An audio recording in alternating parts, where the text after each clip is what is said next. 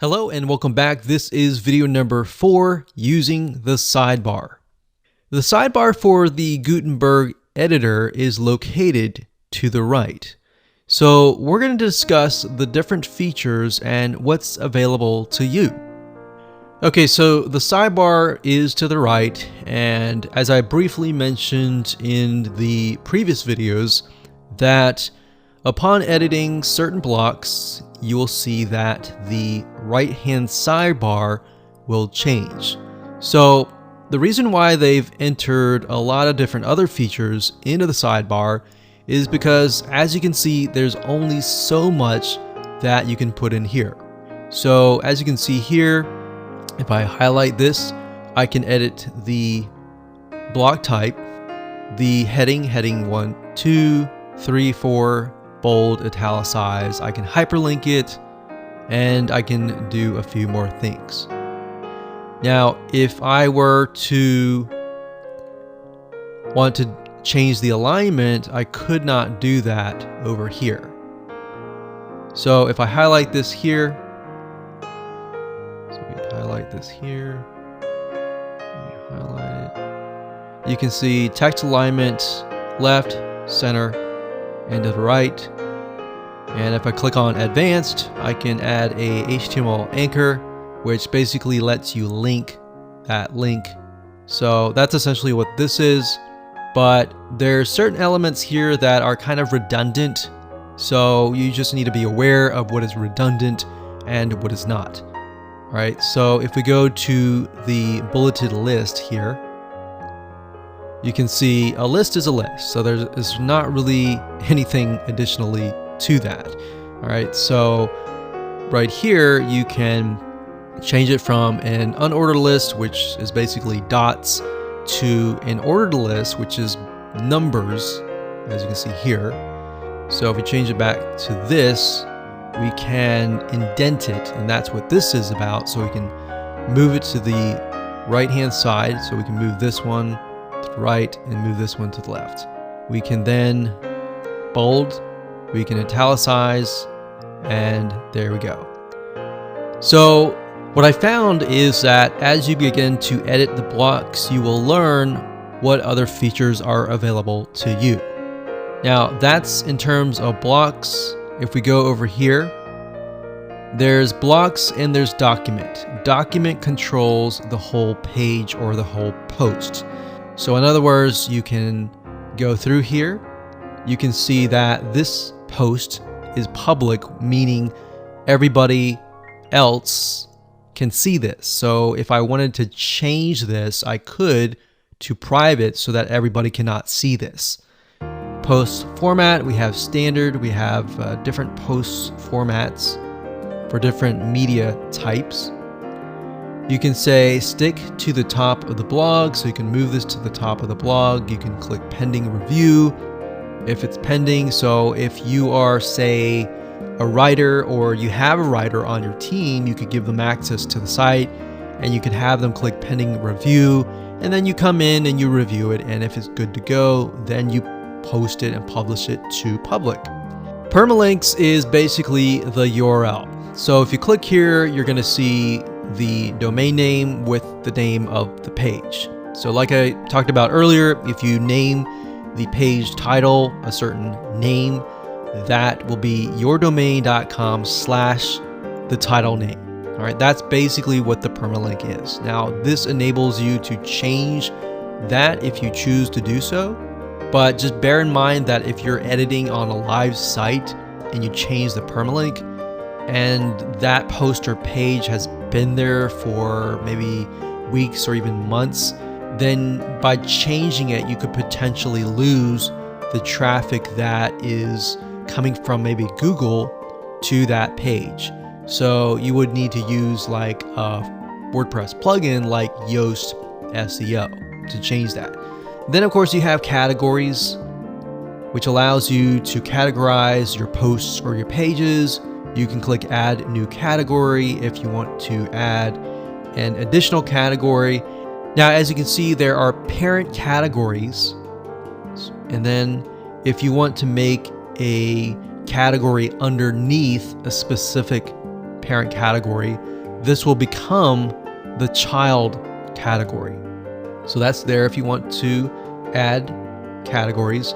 And then of course you have tags. Tags allows you to create a similarity between posts or pages.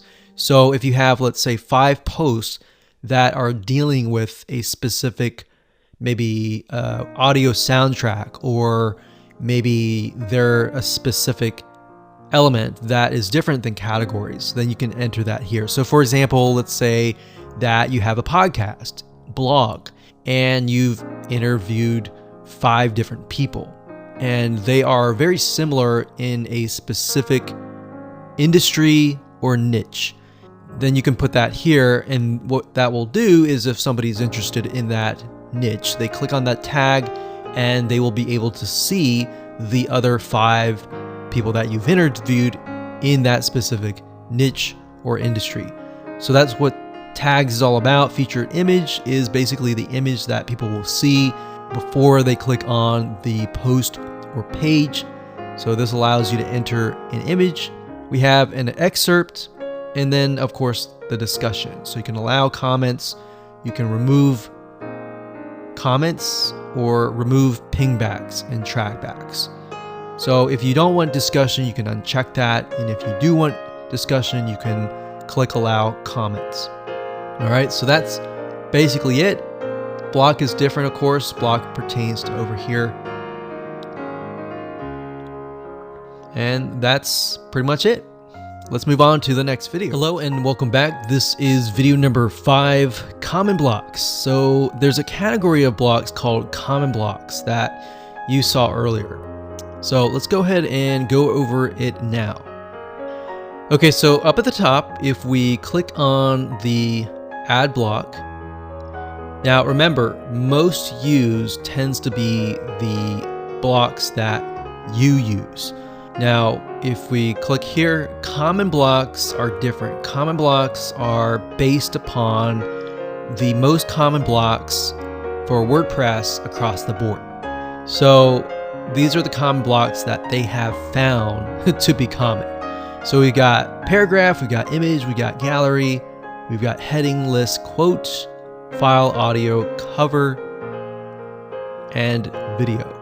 So WordPress has figured out that the majority of people will use these blocks.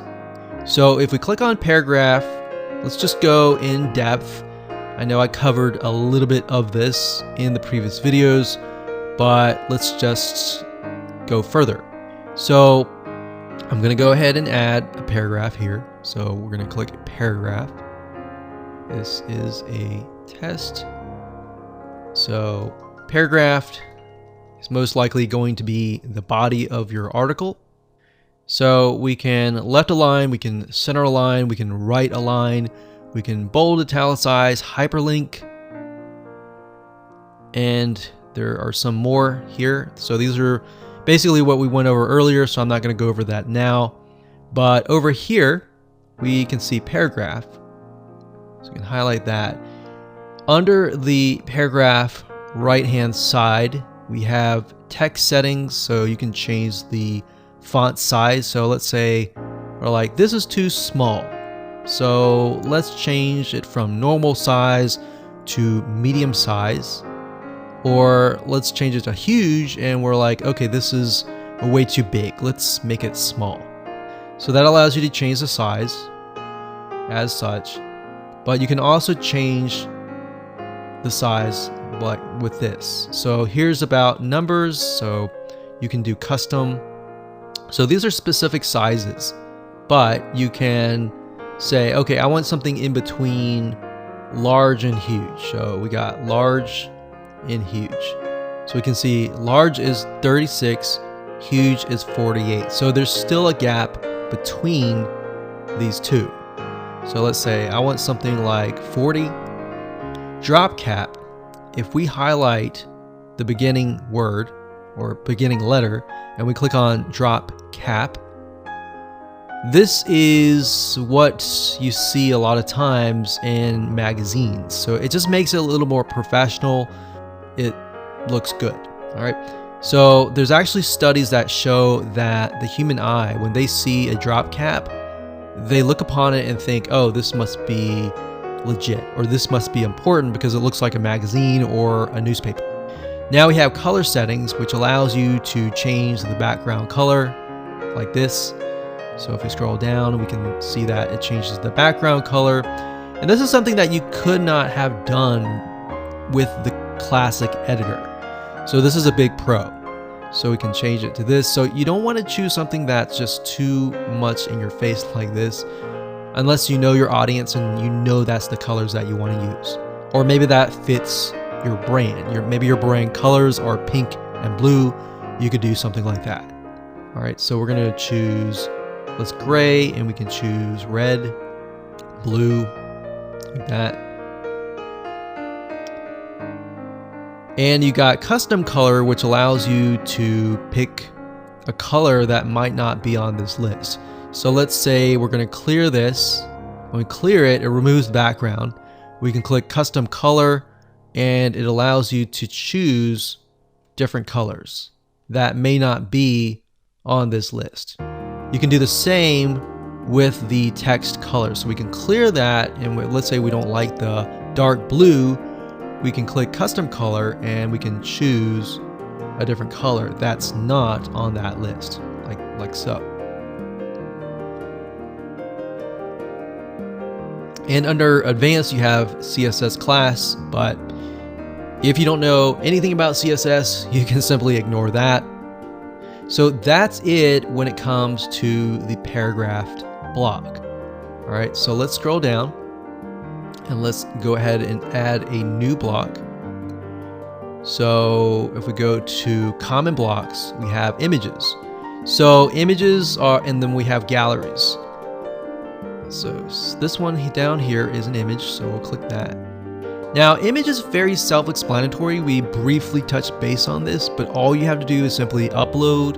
You can go to media library, or you can insert from an existing URL that is linking to an image. So either of those choices, you can choose, the image will show up, and that's it. So it's very, very self-explanatory. And then of course you have gallery, which is the same, but it's just multiple images versus one image. So let's go here. Let's add a new block, our common blocks. So we went from paragraph, image, gallery. We got heading, which we touched base earlier. So you can change the size, the heading size, and the alignment to the right. We covered list actually earlier. So if we go to list doesn't have any settings on the side. It just allows you to create an unordered list, an ordered list, and do indentations to the left or the right, bold and italicize. So very, very easy to set up. So we went over quotes. We actually created one. Quotes is simple. You just click quote, you enter text. So quotes up here too. So you can change the styles. You can make it large like that, or make it small. Typically, what you'll notice is quotes typically will look like more like this. They'll have big, they'll be italicized, and it'll be quite obvious to people that that is a quote. You have advanced, but like I said, most of you will not use advanced, so you don't have to even click that.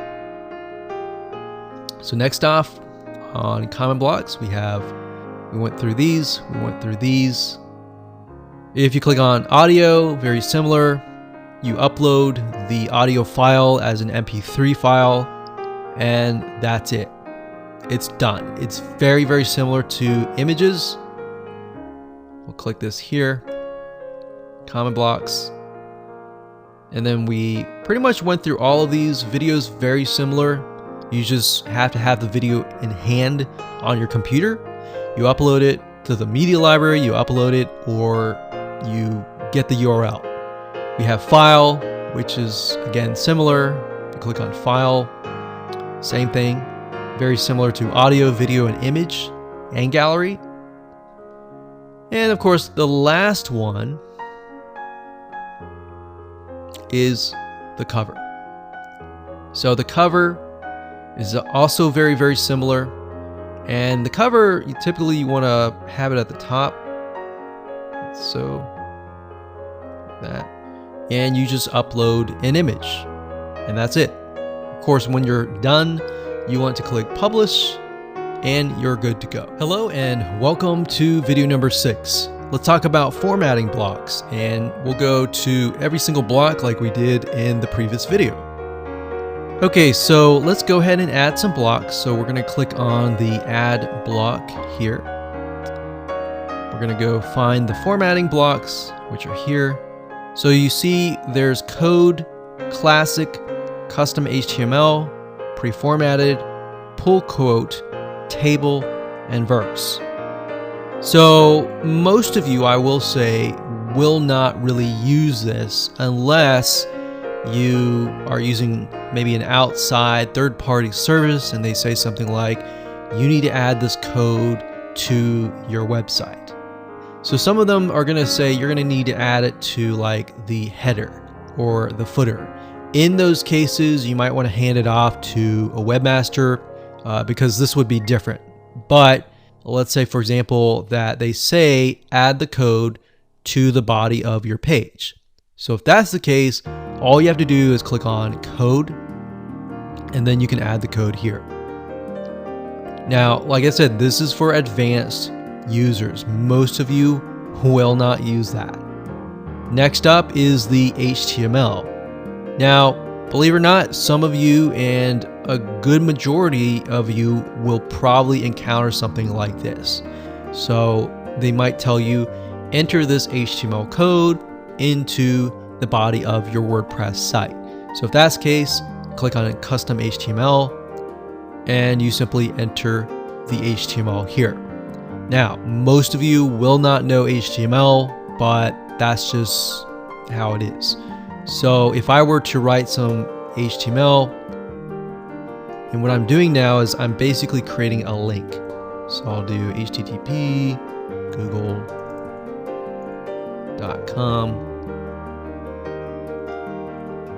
Google.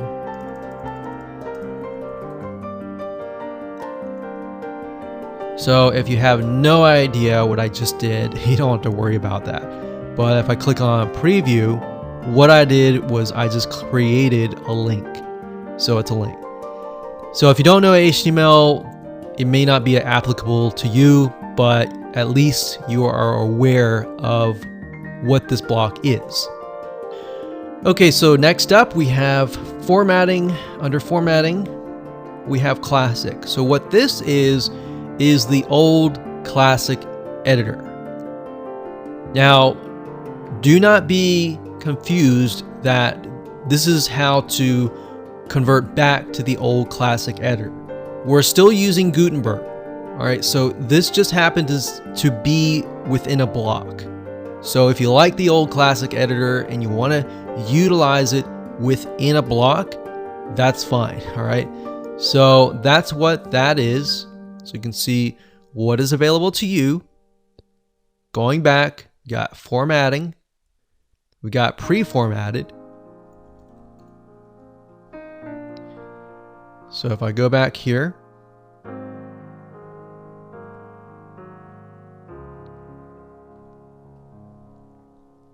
okay, so to explain what the pre-formatted block is, like the paragraph block, the pre-formatted block is basically there to display text.